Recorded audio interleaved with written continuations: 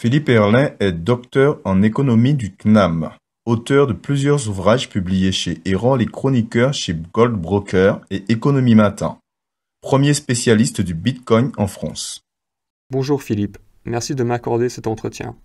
Pour commencer, est-ce que le Bitcoin est dans une bulle? Ce que je défends dans cette lettre, ce que j'explique à partir de faits réels, c'est que c'est pas une bulle, même s'il y a des aspects bullaires, parce qu'il y a des effets spéculatifs, et le Bitcoin, ça pèse à peu près 15 milliards d'euros, donc c'est un marché assez mince, donc quand il y a un afflux de demande, ça provoque des variations de cours très fortes à la hausse ou à la baisse, on est d'accord. Sur quoi repose la croissance du Bitcoin dans le marché? Il y a une corrélation parce que le Bitcoin répond à des besoins réels. Alors, il y a deux choses qu'il faut distinguer. C'est le Bitcoin en tant que monnaie. Le Bitcoin, aujourd'hui, c'est une monnaie où on peut faire des virements dans le monde entier. Et c'est le système de virement, de paiement le moins cher au monde. Voilà, donc ça, c'est déjà quelque chose qui compte. Quel avantage le Bitcoin possède-t-il par rapport à l'euro? Le Bitcoin, c'est une monnaie qui ne dépend pas d'une banque centrale, qui ne dépend pas d'un État. Il n'y a pas de planche à billets. Il n'y a pas de manipulation des taux d'intérêt. Personne ne contrôle le Bitcoin, c'est un peu comme l'or. L'or, personne ne décide la valeur de l'or. C'est l'offre et la demande, c'est ce que les gens en pensent. Voilà. Et depuis plusieurs millénaires, l'or fonctionne très bien. Donc le Bitcoin, on pourrait dire que c'est un peu de l'or numérique.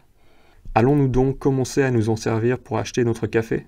Nous, en Europe, on a l'euro. Quel intérêt il y aurait à payer son café en Bitcoin?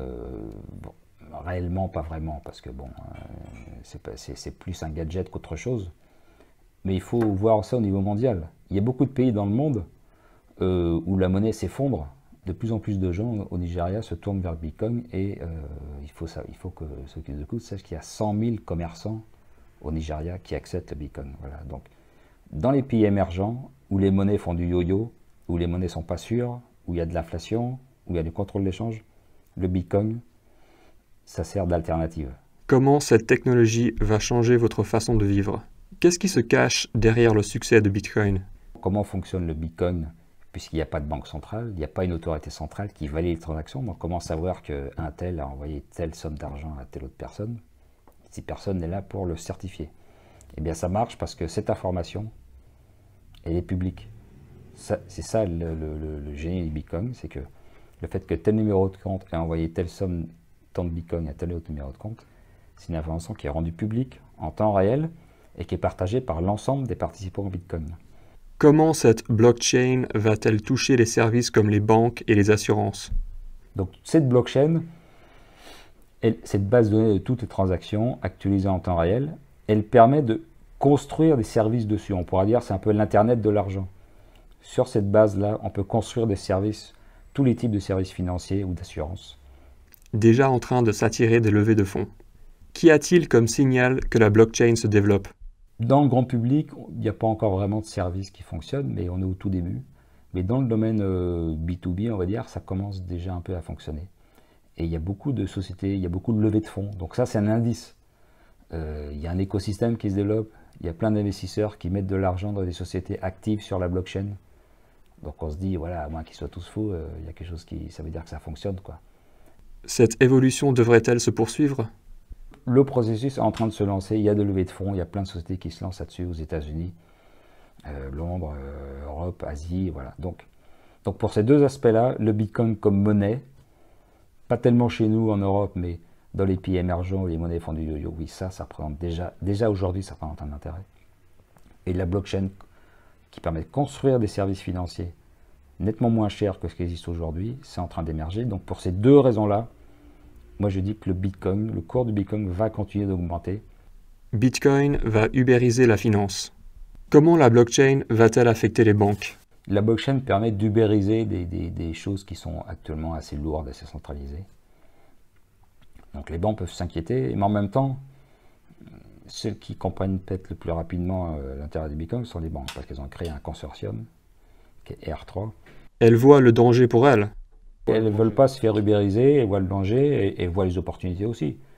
Donc elles sont en train de se rassembler pour voir quel service elles peuvent mettre en place. Qui d'autre participe au secteur? Mais il y a aussi plein de fintech qui se lancent là-dessus, quoi. Mais c'est sûr que ça va bouleverser marché financier. Par exemple, qu'on peut faire avec la blockchain, tout ce qui nécessite beaucoup de certification, les exportations de biens, par exemple, quand un bien doit franchir par différents moyens de transport, différents pays, à chaque fois il faut de la certification auprès des douanes, etc. Et c'est un processus qui est aujourd'hui extrêmement lourd. D'autres exemples de l'application de la blockchain existent-ils? Un autre exemple aussi qui fonctionne bien, c'est tout ce qui est cotation d'entreprises avec un volume assez faible. Bon, pour les gros, pour les blue chips, pour les grosses actions, il y a les marchés réglementés, CAC 40, NYSE, etc. Mais pour des valeurs qui ont des transactions d'un volume plus faible, c'est assez coûteux ces systèmes-là.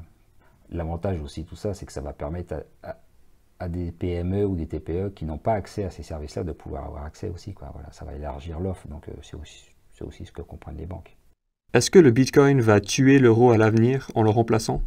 Mais le Bitcoin ne va pas tuer l'euro, mais c'est plutôt si les monnaies actuelles, utilisées actuellement par les gens, se mettent à défaillir et à perdre la confiance des gens, que le Bitcoin pouvoir prendre la suite. Oui, la directive BERD, une directive européenne qui est maintenant en vigueur dans tous les pays de la zone euro, et qui permet à une banque en situation de faillite de ponctionner les comptes de ses clients.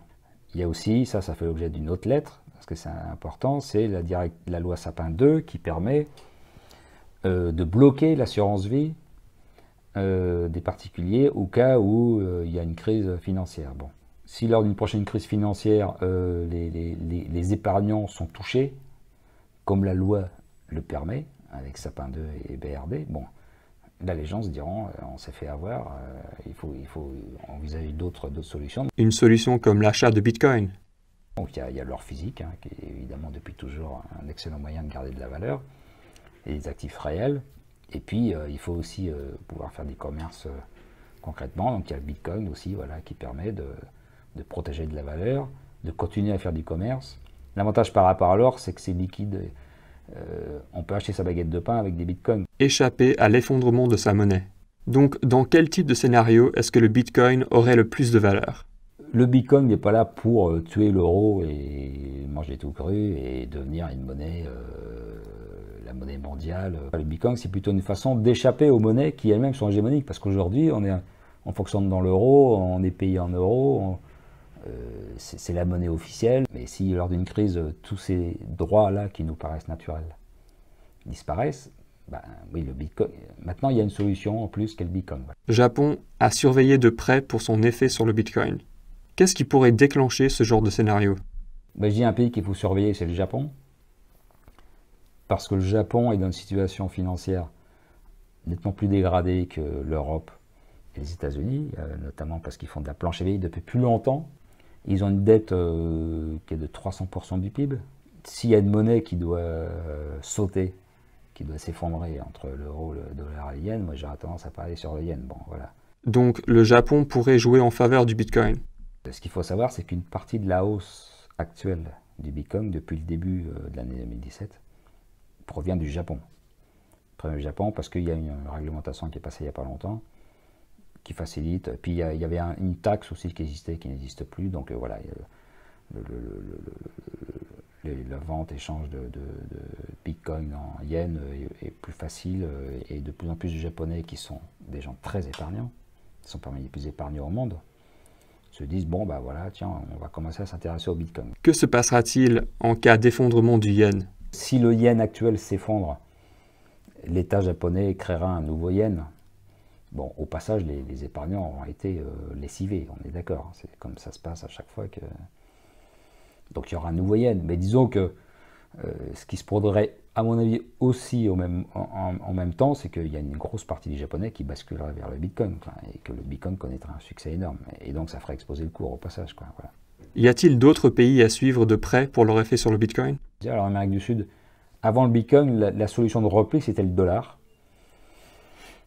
Mais le dollar, c'est pas forcément facile à utiliser, on peut pas forcément ouvrir un compte, donc ça passe par le cash, ce qui n'est pas très pratique de transporter du cash en dollars. Bon. Et on voit que le Bitcoin, maintenant, en Amérique du Sud, le Bitcoin devient de plus en plus une solution alternative à ces monnaies. Ether, crypto-monnaie à suivre pour son potentiel. Existe-t-il d'autres crypto-monnaies à part le Bitcoin? Oui, il y a d'autres crypto-monnaies D'autres monnaies numériques, en nombre, il y en a plusieurs centaines. Comment savoir si elles valent le coup de s'y intéresser? Il faut qu'il y ait suffisamment de gens qui s'intéressent, il faut qu'elle ait des caractéristiques qui justifient qu'on s'y intéresse. Lesquelles pourraient intéresser malgré tout? Alors, une autre monnaie numérique qui fonctionne bien, dont on parle beaucoup, c'est Ethereum. Ethereum, lui, c'est ce qu'il apporte par rapport au Bitcoin, on pourrait dire, c'est que il a été conçu à partir de sa blockchain. C'est-à-dire qu'il est plus facile de programmer des nouveaux services basés sur la blockchain sur Ethereum que sur Bitcoin. C'est plus simple, plus facile. Bon. Et ça explique le succès de cette monnaie et le cours de l'Ethereum a nettement augmenté. Maintenant, ce qu'il faut dire aussi, c'est que donc l'Ethereum c'est la blockchain, l'Ether c'est la monnaie, c'est comme le Bitcoin. L'Ether a beaucoup augmenté, mais la différence du Bitcoin, il n'est pas limité en quantité. Malgré ce désavantage, Ethereum peut-il décoller? Bon, ceci dit, c'est quand même une monnaie qui marche. Il y a un écosystème qui se développe, ça c'est un indicateur qui est fondamental pour moi. Il y a un écosystème, il y a des sociétés, il y a des levées de fonds. Donc, si j'ai bien compris, pour pouvoir décoller, une crypto-monnaie doit avoir un écosystème de gens derrière elle pour la soutenir. Il faut qu'elle apporte des caractéristiques spécifiques intéressantes par rapport à ce qui existe. Donc c'était le cas de l'Ethereum. Il faut revenir au concret, quoi. Même si c'est numérique, mais il faut revenir au concret. Qu'est-ce que ça apporte au marché, aux acteurs, d'utiliser cette monnaie plutôt qu'une autre? L'Ethereum par rapport au Bitcoin, on comprend. Mais le Bitcoin garde tout son intérêt aussi, hein, bien sûr. Ce qui peut donner du gaz au Bitcoin en 2017. Que regarder en ce moment pour anticiper l'avenir des cryptos? Une façon d'estimer les hausses de cours, c'est un peu de suivre les pays qui s'ouvrent progressivement au Bitcoin. Ce qui explique la grosse bulle de fin 2013, c'est que la Chine s'y intéressait. Voilà. Pourquoi les États craignent-ils le Bitcoin? Il y a eu un effet d'emballement qui fait que la monnaie est passée de l'ordre, elle était de l'ordre de à peu près 100 € avant l'été 2013, à peu près, à près de 800 €. En Chine, il y a un contrôle de l'échange. On ne peut pas librement vendre des yuan pour acheter des dollars ou des euros. Il y a un contrôle de la banque centrale. Et par l'intermédiaire du Bitcoin, on change ses yuan contre des bitcoins, puis avec ces bitcoins, on achète des euros, il n'y a aucun problème. Et là, la banque centrale des Chinoises, elle ne voit rien, quoi. Donc la première réaction, c'est qu'elle a interdit le bitcoin en Chine. Elle a décidé d'interdire comme ça du jour au lendemain, donc ça a fait s'effondrer la bulle, la hausse des cours. Est-ce que la Chine a changé d'attitude envers le Bitcoin depuis? Ensuite, les Chinois ont compris qu'ils ne pouvaient pas s'exclure d'une technologie qui était en train de prendre vraiment de l'importance. Donc la Banque centrale est revenue un peu dessus, puis elle dit finalement vous pouvez l'utiliser. Il y a eu plusieurs ajustements, on va dire. Aujourd'hui, maintenant, c'est stabilisé. Il y a toujours le contrôle de l'échange, mais bon, voilà, le Bitcoin en Chine n'est pas utilisé comme un moyen de contourner le contrôle de l'échange. Il y a aussi une économie, un écosystème qui se développe. 1 milliard de gens en Inde attendent encore d'entrer dans le Bitcoin. Quels autres pays peuvent influencer le Bitcoin? Depuis 2017, c'est le Japon. Les Japonais s'y sont mis. Il y avait une taxe qui pesait sur le Bitcoin qui a été supprimée, donc le Japonais s'y est mis. Il y a la Corée du Sud aussi. Le 1er janvier 2017, on était à 1000 €, qui était un chiffre symbolique qui a été atteint à ce moment-là. Et en 3 mois plus tard, on était à 2005. Moi, un pays que j'attends, c'est l'Inde, quoi. En Inde, on aime l'or physique, beaucoup. C'est un des premiers consommateurs avec la Chine. Qu'est-ce qui va pousser les Indiens à acheter du Bitcoin? Le gouvernement a récemment, soi-disant pour lutter contre le travail au noir et l'évasion fiscale, a supprimé des coupures de billets qui étaient très, très utilisées pour les remplacer par d'autres, ce qui a obligé les gens à ramener les coupures qui n'avaient plus cours dans une banque. Donc ça a provoqué une pagaille énorme en Inde. Une mini-crise économique, parce que tout d'un coup, les échanges, les transactions se sont effondrées. Et je pense que les Indiens vont commencer vite à comprendre qu'avec le Bitcoin, ils s'évitent ce genre de désagréments, quoi. Que se passerait-il si les Indiens se mettaient au Bitcoin? Moi, je dis, si l'Inde s'y met, là, le cours, il va encore franchir un sacré seuil, quoi, voilà. Où d'autres se produiront les événements touchant le Bitcoin? Il faut suivre un peu les levées de fonds. Les pays dans lesquels ça se fait, alors aujourd'hui c'est surtout essentiellement les États-Unis, hein, Et il y en a aussi en Europe, il y en a aussi à Londres, qui est la première place européenne pour tout ce qui est Bitcoin et blockchain. Licorne à venir dans le secteur des cryptos. À quoi ressemblera le moment où les cryptos décolleront? Donc il faut suivre quand les premiers services sortiront dans le grand public ou dans le B2B et connaîtront un vrai succès. Il faut suivre quand est-ce qu'il y aura la première licorne basée sur la blockchain, voilà, enfin des choses comme ça, voilà. Et ça permet aussi de mieux apprécier le potentiel de valorisation du Bitcoin. Faut-il se méfier de risques entre-temps? Il existe des risques concernant le Bitcoin. Le Bitcoin, il n'y a pas de banque centrale, il n'y a pas d'autorité, c'est une force. C'est aussi un peu une faiblesse, parce que quand le code du Bitcoin doit évoluer, il faut que la communauté des gens qui font fonctionner le Bitcoin se mettent d'accord. On a vu le 1er août, il y a eu ce qu'on appelle un fork, c'est-à-dire qu'il y a des gens qui n'ont pas accepté la nouvelle règle. Donc ils ont continué avec leur propre Bitcoin, c'est que maintenant il y a 2 Bitcoins. Voilà. Il y a un risque, donc mettez dans le Bitcoin de l'argent dont vous pouvez considérer que vous pouvez vous passer. 1 ou 2 zéros à ajouter au prix du Bitcoin. Malgré les risques, Bitcoin peut-il encore grimper? Si les monnaies numériques, si le Bitcoin prend vraiment de l'importance, le cours il peut être nettement plus élevé. On peut rajouter 1 ou 2 zéros facilement. Et puis, si les monnaies numériques prennent, et la blockchain, enfin les blockchains des différentes monnaies numériques prennent vraiment de l'importance dans l'économie, ce qu'on peut penser vu le développement actuel, à ce moment-là, le cours peut vraiment exploser. Le Bitcoin, c'est pas comme une action, c'est une monnaie. Donc potentiellement,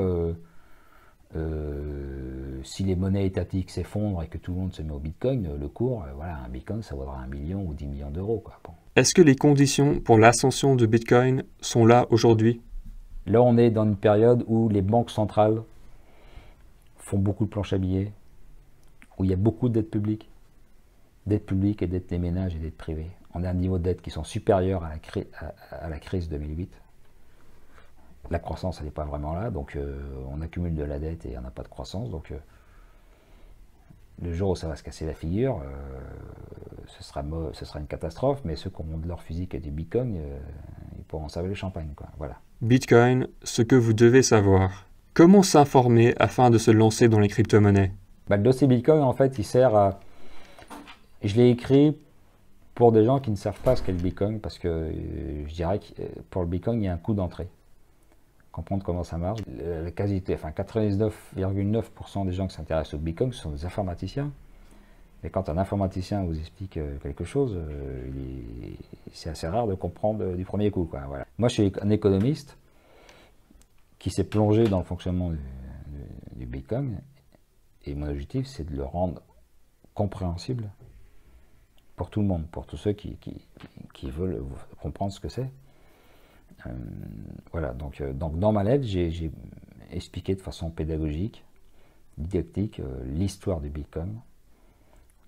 Pourquoi est-ce que c'est apparu, hein, pourquoi est-ce qu'un groupe de gens a eu envie de créer une monnaie qui circule sur Internet et qui soit contrôlée par personne, par aucun État, voilà, pourquoi. J'ai expliqué le fonctionnement, donc cette histoire de blockchain, de base de données publique, qui fait que l'information, toutes les transactions sont publiées en temps réel, et c'est ça qui permet de valider les transactions, justement, puisqu'il n'y a plus d'instance centrale. Bon, voilà, tout ce fonctionnement-là. Les aspects un peu techniques, et puis un peu les autres monnaies, que l'Ethereum, notamment les autres monnaies numériques. Voilà. Donc, et j'ai fait pour que ce soit lisible et compréhensible par tout le monde. Et puis j'ai terminé sur les conseils d'épargne, parce que je considère que c'est un actif vraiment à prendre en compte pour placer une partie de son épargne et avoir la possibilité de réaliser des plus-values intéressantes, quoi. Merci de votre temps, Philippe. Vous souhaitez en savoir plus sur la crypto-monnaie? Vous désirez dès maintenant créer votre portefeuille et profiter des 2 monnaies les plus connues du marché, Bitcoin et Ethereum? Vous voulez aussi vous positionner sur une crypto-monnaie qui offre les avantages développés par le docteur Erlin, comme un écosystème? Remplissez dès aujourd'hui ce formulaire. Vous serez contacté par l'un des membres de notre équipe.